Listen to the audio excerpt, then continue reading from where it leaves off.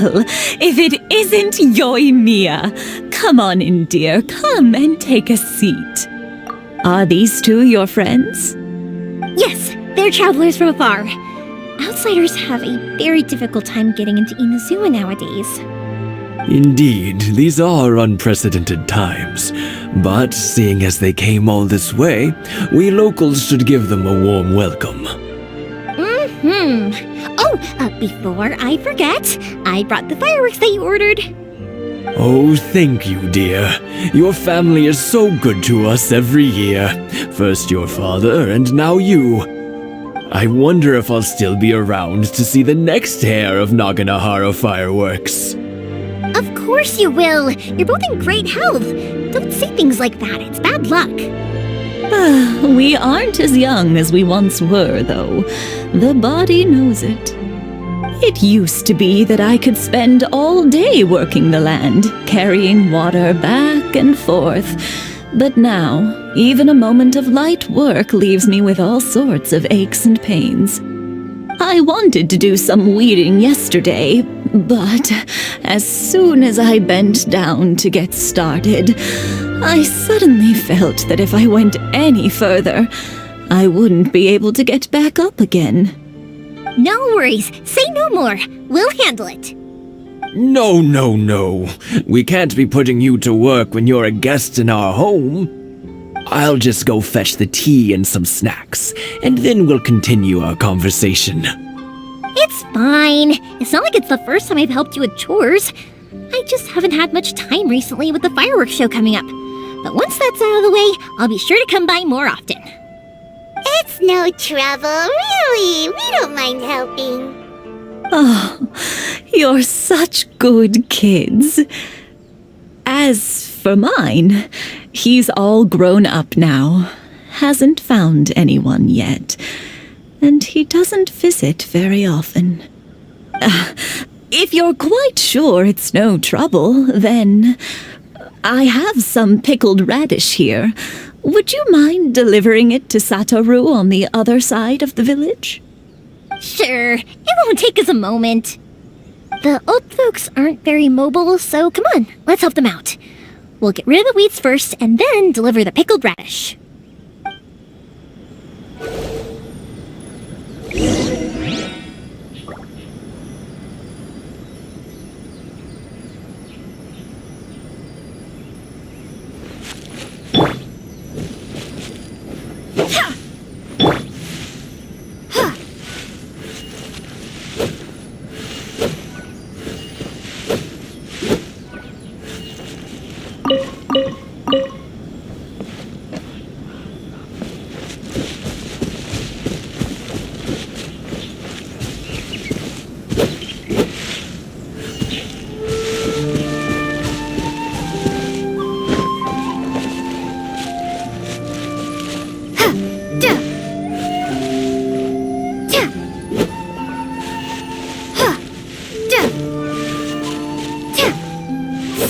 Yeah, you got it! And that should just about do it. Satoru is on the other side of the village. Let's go see him now.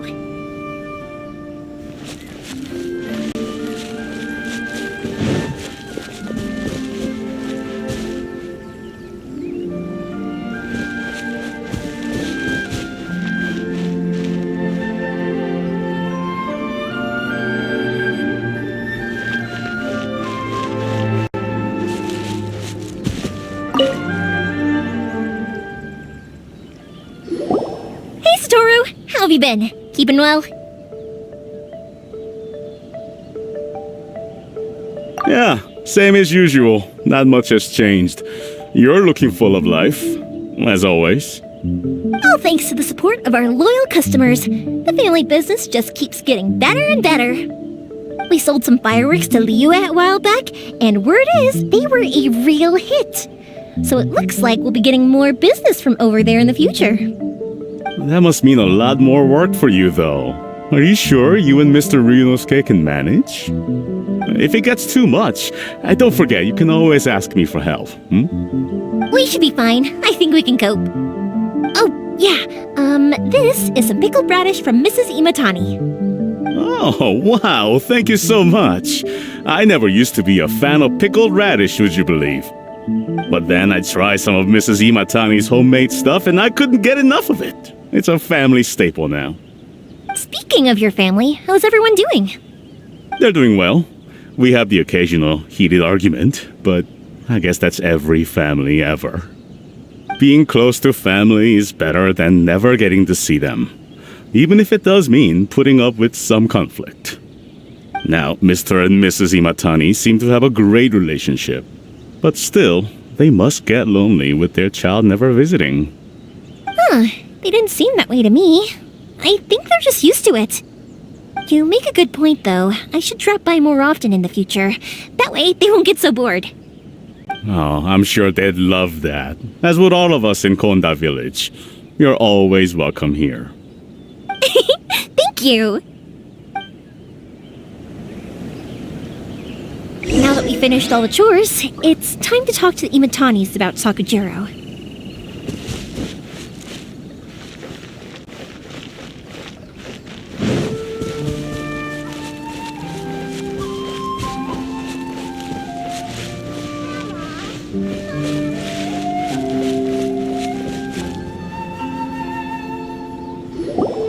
That was quick! Ah, young people are so handy. Younger people have bundles of energy, and older people have a wealth of wisdom. Each have their strengths. Speaking of youth, do you know what? It's been 50 years this year. Oh, so it has. Goodness, how the time flies. You barely notice as the years go by, but then suddenly 50 years have passed. 50 years since what? Some important day? Well, if you must know, it was 50 years ago, back in the days when this young lady was still trying to win me over, that... Oh, stop trying to impress them. We both know you were the one who was hopelessly smitten and desperately trying to win my affection. Well, maybe you're right. 50 years ago, I proposed to my wife at the Naganohara fireworks show. We've been together ever since.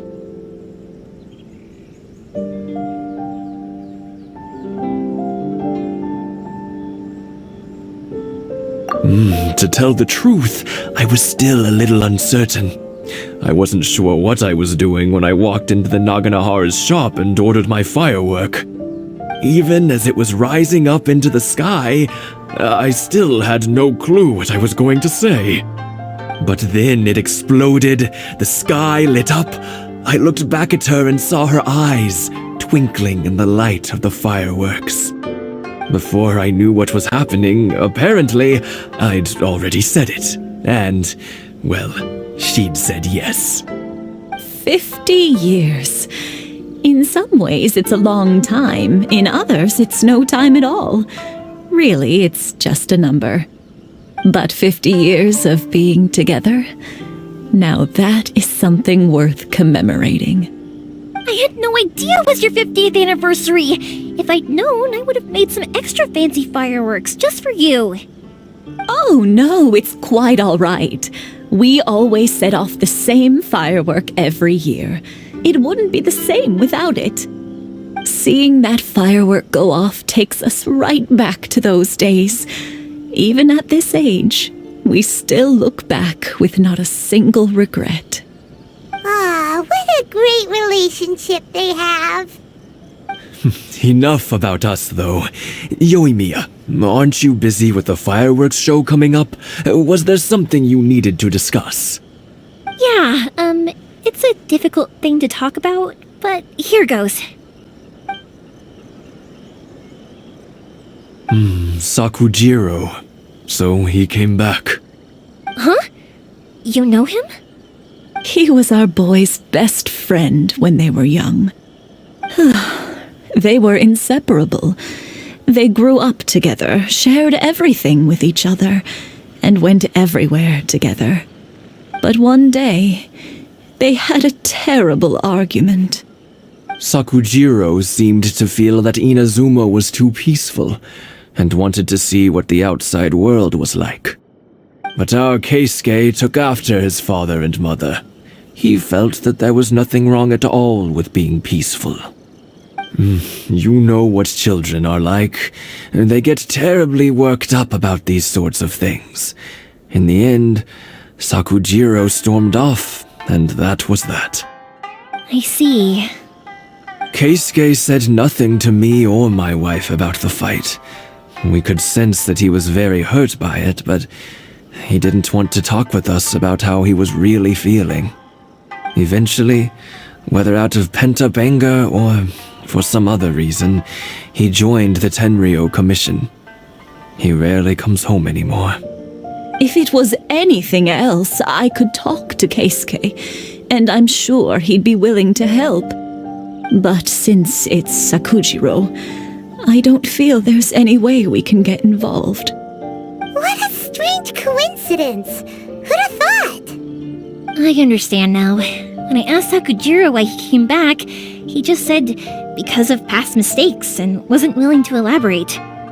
Now I finally understand why he can't decide what to do. Two best buddies in childhood. One grows up to join the Tenryou Commission, the other grows up to join the Tenryou Commission's most wanted list. Well, no worries. If that's the case, then never mind. We can find some other way to help Sakujiro. There's no need to make things difficult for you. This sounds like something for Sakujiro and Keisuke to resolve between themselves. Yes. It'd be so nice if they could go back to the way things were. I think after all these years, they ought to let go of their grudges.